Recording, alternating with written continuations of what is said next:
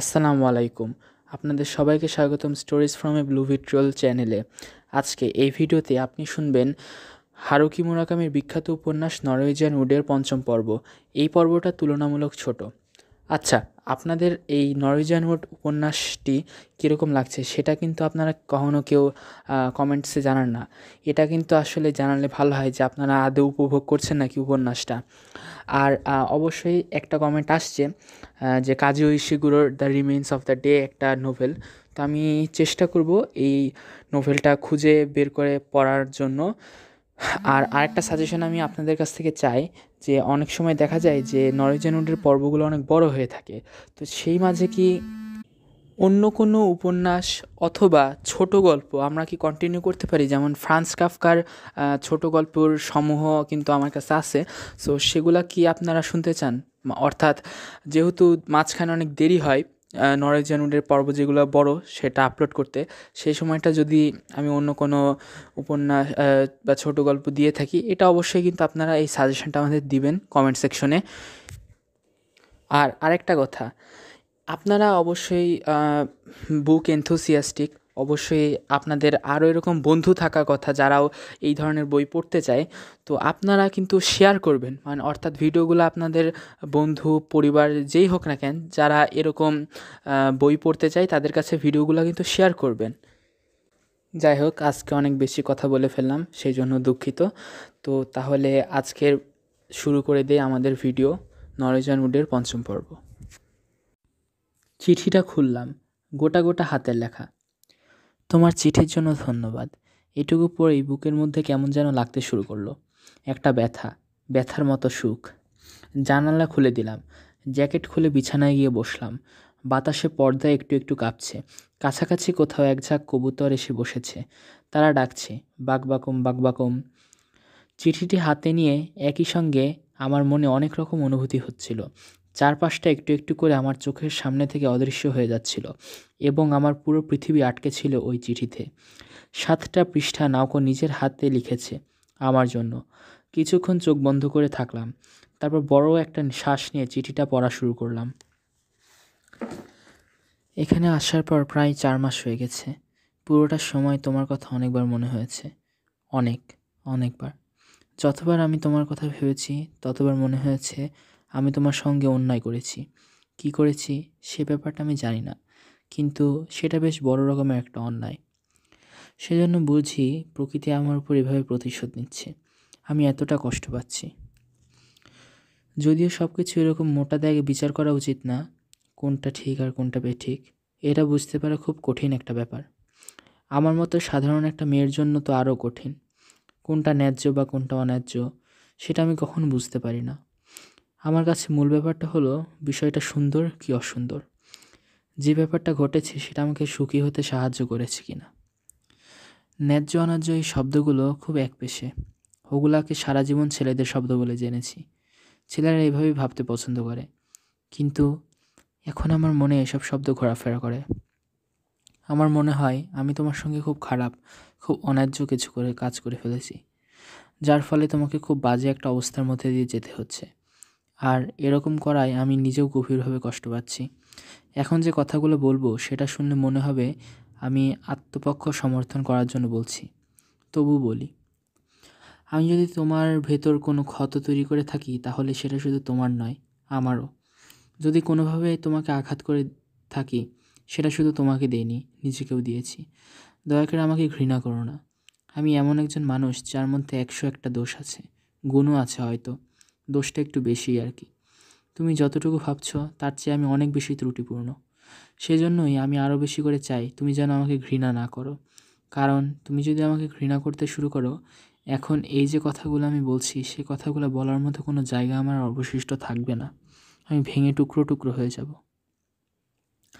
আমরা সবাই কম বেশি ভুল করি, বাসও করি একটা ভুলে ভরা দুনিয়ায়। ব্যাংকে যেভাবে নিখুঁত হিসাব করা হয় সেই হিসাব দিয়ে আমাদের জীবন চলে না। স্কেল কম্পাস দিয়ে লাইন টেনে জীবনের হিসাব হয় না। আমি একজন ত্রুটিপূর্ণ মানুষ হিসাবে বারবার নিজের ভুল স্বীকার করছি। আমার কিছু অক্ষমতা আছে, তুমি যা পারো আমি তা পারি না। তুমি চুপ করে খোলসের মধ্যে গিয়ে অপেক্ষা করতে পারো কখন ঝড় শেষ হয়ে যাবে। এটা নিয়ে তোমাকে আমার খুব হিংসা হয়। আমি অনেকবার এরকম করার চেষ্টা করেছি, কিন্তু কখনো পেরে ওঠেনি। আমার লেখাতে পড়তে পড়তে হয়তো বিরক্ত লাগছে তোমার। ব্যাখ্যা বিশ্লেষণ একটু বেশি হয়ে যাচ্ছে না? এটার জন্য ওটা হয়েছে আর ওটার জন্য এটা হয়েছে, এরকম আর কি। আসলে হয়েছে কি, এখানে আমার করার কিছুই নেই। সারাদিন চুপচাপ বসে থাকি আর নিজেকে বিশ্লেষণ করি, যদিও আমি জানি না এ ব্যাখ্যা বিশ্লেষণ করে আদৌ আমার কোনো লাভ হচ্ছে কি না। আমার ধারণা ক্ষতি বেশি হচ্ছে, তবু উপায় নেই। তোমার যখন হাতে অনেক সময় থাকবে, তখন তোমার মাথায় চিন্তাগুলো আসবে, তুমি কোনোভাবে সেগুলো থেকে দূরে থাকতে পারবে না। যা হোক, এবার কিছু আশার কথা বলি। স্যানিটোরিয়ামের সবাই আমার ব্যাপারে বেশ আশাবাদী, মনে করছে আমি যে অবস্থায় ছিলাম তার থেকে বেশ ইমপ্রুভ করেছি। আমার নিজেরও তাই মনে হয় আর কি। একটা ছোট্ট উদাহরণ দিলেই বুঝবে। জুলাই মাসে আমি তোমাকে একটা চিঠি লিখেছিলাম, তোমার মনে আছে? সে চিঠিতে লিখতে আমাকে অনেক কষ্ট করতে হয়েছিল। সত্যি কথা বলতে কি কী লিখেছিলাম সেটা আমার এখন আর মনে নেই। নিশ্চয়ই ভয়াবহ কিছু ছিল, তাই না? কিন্তু আবার আমি বেশ তরতর করে লিখেছি। এখানকার বাতাস অনেক পরিষ্কার, একদম চুপচাপ পরিবেশ, মনে হয় গোটা দুনিয়া থেকে আলাদা। প্রতিদিনের কাজ রুটিন করা, একটা নির্দিষ্ট সময় ব্যায়াম করতে হয়, এসব আমার খুব প্রয়োজন ছিল। এখন বেশ বুঝতে পারছি কাউকে চিঠি লিখতে পারাটা যে কি দারুণ একটা ব্যাপার। তুমি একটা কাগজ কলম হাতে নেবে, তারপর টেবিলে বসে তোমার চিন্তা ভাবনাগুলোকে শব্দে পরিণত করবে। এটা একটা অবিশ্বাস্য অনুভূতি। অবশ্য আমি যখন লিখি তখন ঠিকমতো গুছিয়ে লিখতে পারি না, যা বলতে চাই সেটা ঠিক বলা হয়ে ওঠে না। তুমি এখন চিঠিতে যেসব পড়ছো তার বাইরেও আমার আরও অনেক কথা আছে।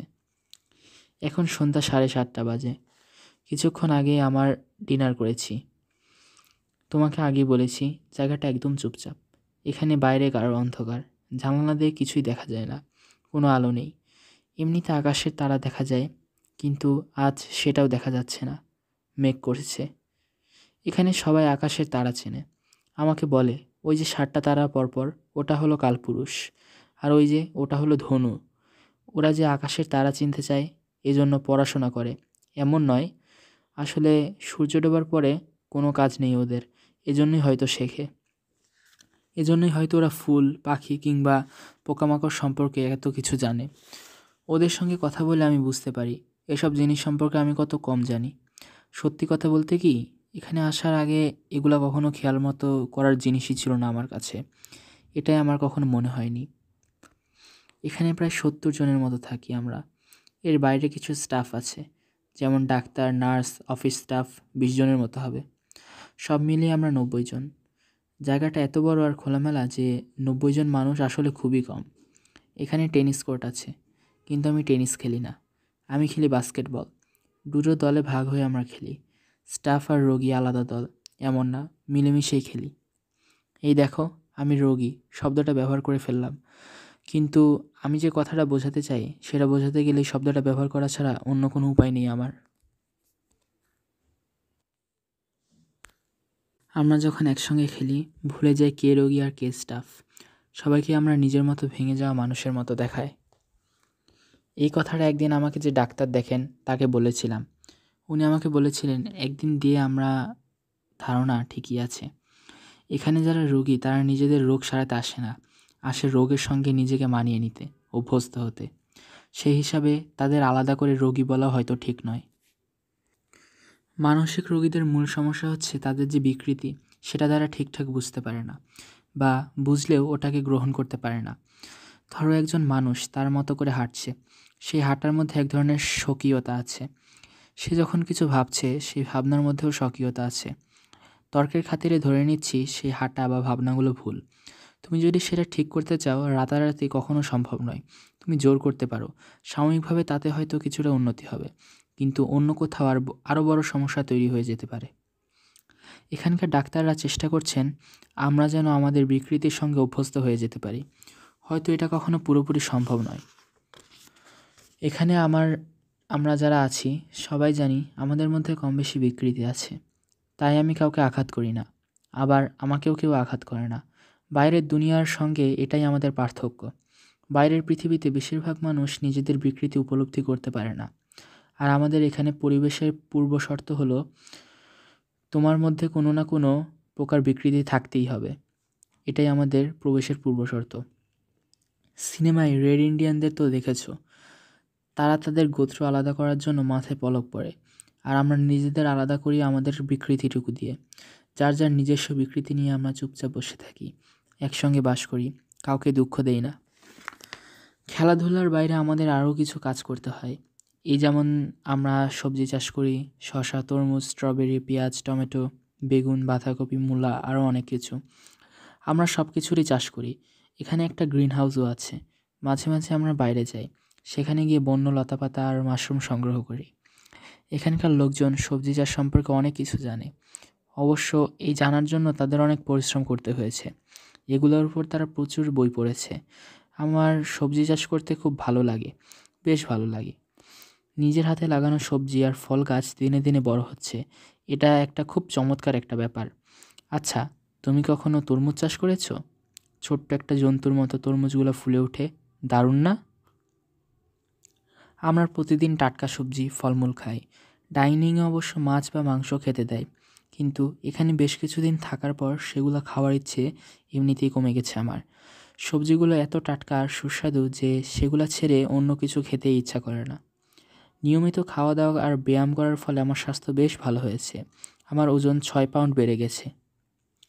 যখন কোনো কাজ থাকে না তখন বই পড়ি কিংবা গান শুনি। রেডিও, টিভি আমাদের নেই, কিন্তু একটা বেশ ভালো মনের লাইব্রেরি আছে। সেখানে প্রচুর বই আর রেকর্ড, সব ধরনের রেকর্ড আছে। মাহলার সিম্ফনি থেকে শুরু করে বিটলস পর্যন্ত। রেকর্ড ধার করে এনে আমি রুমে বসে শুনি। তোমাকে লিখতে লিখতেও আমি লো ভলিউমে গান শুনছি। এখন চলছে বিটলসের নরওয়েজিয়ান উড। এই জায়গার একটা অসুবিধা, সেটা হলো তুমি যদি একবার এখানে অভ্যস্ত হয়ে যাও, এই জায়গাটা ছেড়ে চলে যেতে আর মন চাইবে না তোমার, কিংবা বলা যায় ছেড়ে যেতে তোমার ভয় লাগবে। যতক্ষণ এখানে আছি আমরা এক ধরনের শান্তি অনুভব করি। আমাদের মধ্যে যে কী ভয়াবহ বিকৃতি আছে সেটাকে বেশ স্বাভাবিক মনে হয়। আমরা অভ্যস্ত হয়ে যাই, কিন্তু আমরা ভেতরে ভেতরে ঠিকই জানি বাইরের দুনিয়া আমাদের ঠিকভাবে গ্রহণ করবে না। ডাক্তার সেদিন আমাকে বলেছে আমি ইচ্ছে করলে বাইরের দুনিয়ার লোকজনের সঙ্গে যোগাযোগ করতে পারি। আমি সেই রকম সুস্থ হয়ে উঠেছি। সে যখন আমাকে এটা বলল, আমার তোমার চেহারাটা চোখে ভাসলো। কেন ভাসলো? বাবা মায়ের কথা কেন মনে পড়লো না? পরে মনে হলো বাবা মায়ের সঙ্গে বোধহয় আমি দেখা করতে চাই না। তারা আমাকে নিয়ে বেশ হীনমন্যতায় ভোগে। তারা আমাকে লুকিয়ে রাখতে চায় তাদের সুস্থ সমাজ থেকে। তাদের দেখলেই আমার বেশ মেজাজ খারাপ হয়ে যায়। কিন্তু তোমার ক্ষেত্রে এটা আমার কখনো হয়নি। আমার সবসময় মনে হয় তোমাকে আমার কিছু কথা বলার আছে। আমি জানি না আমি ঠিকমতো কথাগুলো তোমাকে বলতে পারবো কি না, কিন্তু সেগুলো অনেক জরুরি কথা। জরুরি ব্যাপারগুলো আমি বেশ দিন এড়িয়ে থাকতে চাই না। আমাকে তোমার বোঝা মনে করার কোনো প্রয়োজন নেই। আমি কারো বোঝা হতে চাই না। তুমি যে আমাকে অনেক পছন্দ করো সেটা আমি বুঝতে পারি, বেশ বুঝতে পারি। বিশ্বাস করো, তোমার কথা ভাবলে আমার মনে এক ধরনের আনন্দ হয়। মনে হয় এ পৃথিবীতে কেউ একজন আছে যে আমাকে আমার মতো করে মেনে নিবে। আমার তখন অনেক ভালো লাগে। আমি চাই এই চিঠির মাধ্যমে সে আনন্দ তোমার কাছে পৌঁছে যাক। তোমার ভালোবাসাই হয়তো এখন আমার জীবনে সবচেয়ে বেশি দরকার। এটা পেলেই আমি সবচেয়ে ভালোভাবে বাঁচতে পারবো। আমি অনেক কিছু লিখলাম, কিছুটা বুঝে কিছুটা না বুঝে। আমার কোনো কথা হয়তো তোমার মনে কষ্ট দিয়ে থাকবে। সেরকম কিছু হলে আমাকে ক্ষমা করে দিও। আমি একজন বিকৃতি সম্পন্ন মানুষ। কিছু ভুল ত্রুটি আমি করতেই পারি। আমাকে দূরে ঠেলে দিও না, প্লিজ। মাঝে মধ্যে মনে হয় আমিও তো একটা সময় আর 10টা মানুষের মতো স্বাভাবিক ছিলাম। কি ক্ষতি হতো যদি সেই অবস্থায় তোমার সঙ্গে আমার দেখা হতো? কিজুকি বলে, তোমার বা আমার মধ্যে কোনো বন্ধু যদি না থাকতো, আমার যদির তালিকাটা অনেক লম্বা হয়ে যাচ্ছে। তুমি আমাকে দেখতে আসতে চেয়েছো। কি যে খুশি লেগেছে কথাটা শুনে। তুমি অবশ্যই আসবে। যেহেতু এটা কোনো সাধারণ হসপিটাল নয়, এখানে সবসময় ভিজিটিং আওয়ার, নির্দিষ্ট কোনো অফিসিয়াল আওয়ার করা নেই। তুমি জাস্ট একদিন ফোন করে বা চিঠি লিখে জানিয়ে দিবে, তারপর চলে আসবে। তুমি এমনকি এখানে রাতে থেকে যেতে পারো, থাকারও জায়গা আছে। তোমার যখন সুবিধা হয় আমাকে এসে দেখে যেও। আমি খুব আগ্রহ নিয়ে অপেক্ষা করব, শুধু তোমার জন্য। চিঠির সঙ্গে আলাদা করে একটা ম্যাপ এঁকে দিচ্ছি। আশা করি চিন্তার সমস্যা হবে না। এই রে, আমি কত কথা বলে ফেললাম। সরি, চিঠিটা অনেক বড় হয়ে গেল। আমি নাউকর লেখা পুরোটা পড়লাম একটানা, তারপর আবার পড়লাম, তারপর আবার। এরপর নিচে গিয়ে ভেন্ডিং মেশিন থেকে একটা কোক কিনলাম। কোক খেতে খেতে চিঠিটা চতুর্থবারের মতো পড়লাম। গোলাপি রঙের খামের ওপর আমার নাম ঠিকানা ছোট ছোট অক্ষরে নিখুঁতভাবে লেখা, একটা মেয়ের জন্য একটু বেশিই নিখুঁত। ডেস্কে বসে খামটা পরীক্ষা করলাম। খামের পেছনে প্রেরকের ঠিকানায় লেখা আমি হোস্টেল। কি অদ্ভুত একটা নাম। আমি সম্ভবত ফ্রেঞ্চ একটা শব্দ, যার অর্থ বন্ধু। চিঠিটা ডেস্কের ড্রয়ারে রেখে বাইরে বের হলাম। ভয় হচ্ছিল, যদি রুমে থাকি তাহলে হয়তো চিঠিটা আরও 10-20 বার পড়ে ফেলব। টোকিওর রাস্তা দিয়ে একা একা হাঁটতে শুরু করলাম। প্রতি রোববার নাউকের সঙ্গে যেভাবে হাঁটতাম, একের পর এক রাস্তা পার হলাম, পাহাড় চললাম, মনে মনে চিঠির লাইনগুলো ভাবতে থাকলাম। সন্ধ্যায় ডর্মে ফিরে আমি একটা লং ডিস্টেন্স কল করলাম। একজন মহিলা। ফোনটা ধরলে আমি জানতে চাইলাম নাউকোর সঙ্গে পরদিন দুপুরে দেখা করা সম্ভব কিনা। তিনি আমার নাম লিখে নিলেন আর বললেন আধা ঘন্টা পরে আবার ফোন করতে। আমি রাতে খাবারের পর আবার ফোন করলাম। একই মহিলা ফোন ধরলেন। তিনি বললেন আমি নাউকোর সঙ্গে দেখা করতে পারবো। কিছু কাপড় চোপড় ভরলাম ব্যাগে, তারপর বিছানায় শুয়ে ব্র্যান্ডির বোতলে চুমুক দিলাম। রাতে আমার ছাড়াভাবে সামান্য একটু ঘুম হলো।